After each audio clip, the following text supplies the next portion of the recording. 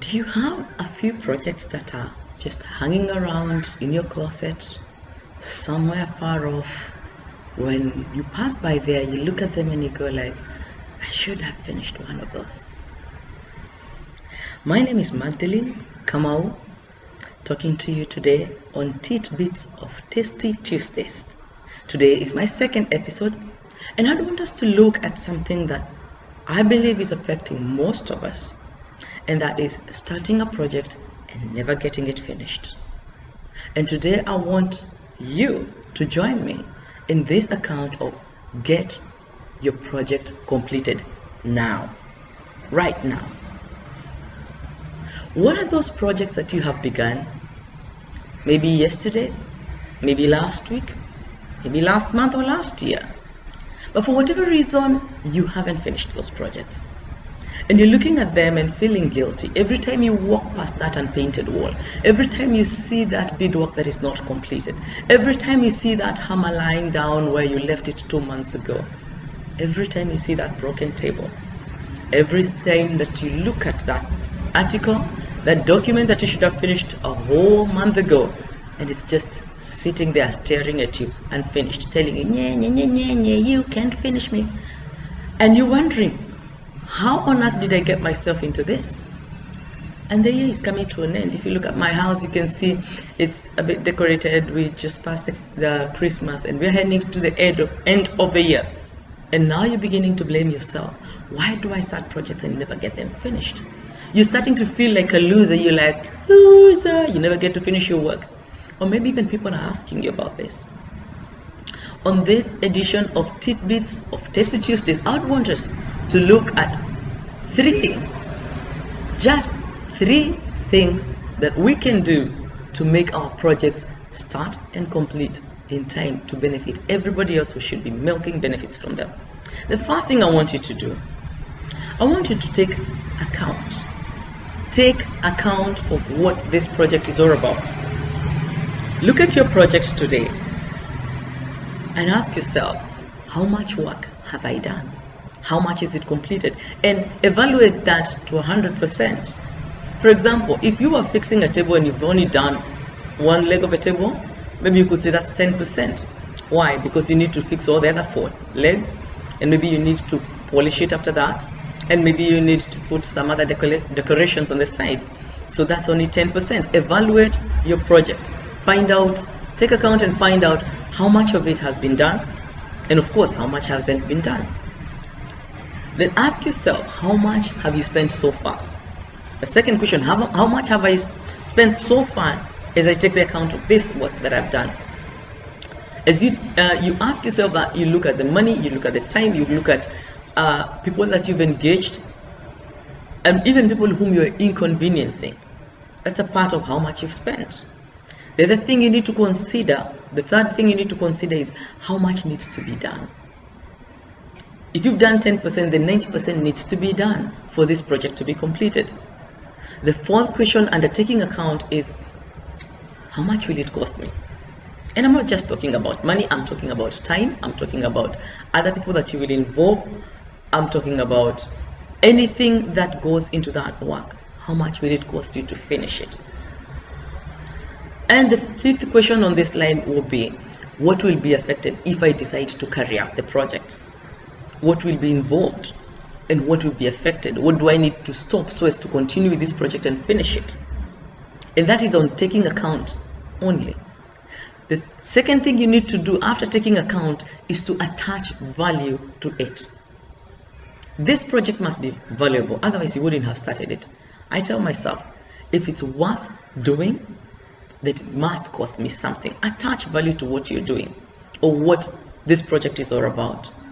In attaching value, I have 2 columns. My first column is to note the benefit. I have the benefit side, which I would want us to look at right now. The first benefit, I ask myself, how will I benefit from this project? First thing I ask myself, will it make me happy? Will I be proud of myself? Will I be at peace with myself when I finish this project? If yes, then I note down that this is what will benefit me. Once I finish this project, these are the benefits. The other benefit could be, Will it be counted as experience? If I finish this project and someone else sees it, will they consider it that I'm experienced in this area and maybe even consider me to do another project with them? And then the other thing that I should consider is, will I earn money from this? This is only on the benefits. Will I earn money when I finish this project? Why am I saying about money? Because I believe more money, more problems eliminated. You might be telling yourself, well, I just got a few more bills to pay. Yes, if you could finish this project, maybe you could earn the money. So think of it that way. More money, more problems eliminated. Now, on the other column of attaching value, I would want to look at, other than the benefits, then what are the excuses? What's holding me back? If there are benefits, then there must be something that is holding me back from finishing. Could be a reason, a genuine reason, or it could be an excuse. If you're lacking resources, then that's a genuine reason, and especially if you're not able to access the resources. So maybe on the side of noting down the excuses and reasons, note this as a reason: lack of resources, time, money, manpower, maybe even knowledge. And then the other, for me, an excuse that I normally find on that column is laziness. I wake up and I'm like, I don't feel like doing it today. I just want to just sit and do nothing, maybe watch TV. Or I just want to walk through the mall and look at those beautiful dresses. So if you're attaching value to something, then you need to be able to note these excuses and be very, very genuine. Be honest with yourself.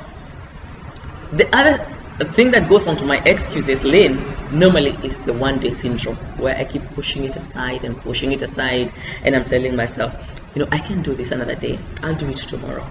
If you have a one-day syndrome issue, then note it down. Why? It will help you when you're evaluating the value of this project. The third thing, other than taking account and attaching value, the third thing that I'd want you to do is to make the verdict. If you have taken account and you have attached value to it, then now make a decision. Is it really worth doing? Why am I saying this? If you began it, there must have been a reason. And here there are only two ways. Is it really worth doing? Yes or no. There's no in between. There's no gray area here. Yes, it's worth doing. Then indicate, I will do it. And when you say I will do it, indicate the when. So there's a day to it. There is a time to it.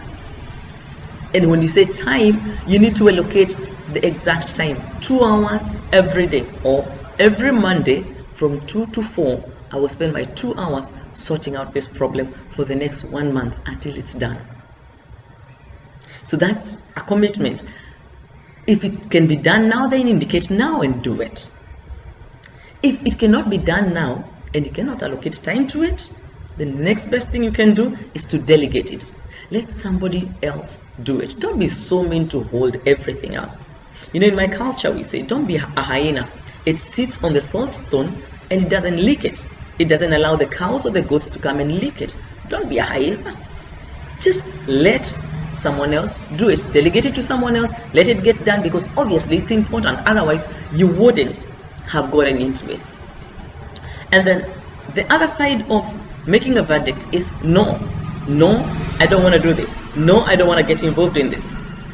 That's being very genuine, and it's a very mature thing to do. So if that's the case, discard it. Delete it. Let it disappear. Let it have nothing to do with you. Let it go. You shouldn't have committed to it. You've learned your lesson. Let it go. Now, having taken those 3 steps, taking account, attaching a value to it, and making the verdict, we're about to get into a new year. The question is, what about the new coming projects? What about the proposals that you will get from time to time? There are 3 things that you can do. 1, before you begin a project, ask yourself, am I committed to it? To completing it all the way to the end? 2, what value will it be if I go on? Pinpoint the value, attach a human value to it. And 3, can I access help? Will there be someone to help me? Do not be afraid to say no if you cannot do the work. There's nothing wrong with saying no. Let someone else do the work. Don't be the hyena, as I just have said. Let it go. Let someone else do the work. Let it benefit someone else. Don't be afraid. You can't do everything in this world. Someone else has to do it. Someone else can do it. And some things are not even meant to be done anyway. So I hope you will take this seriously. Take account of a project that is not done, attach value to it, and then make a verdict. For the new project, ask yourself if you're committed to it. Attach a value to it and have someone that you can pinpoint that this will be valuable for this person, and then find out if you can access help before you say yes to any project. Otherwise, it's a no. It's the mature thing to do. It's the right thing to do. This is Magdalene Kamau on Tidbits of Tasty Tuesdays. Remember, you are on a mission. Do it, live it. Live that life of achieving your mission. Thank you very much. Until next Tuesday. Bye.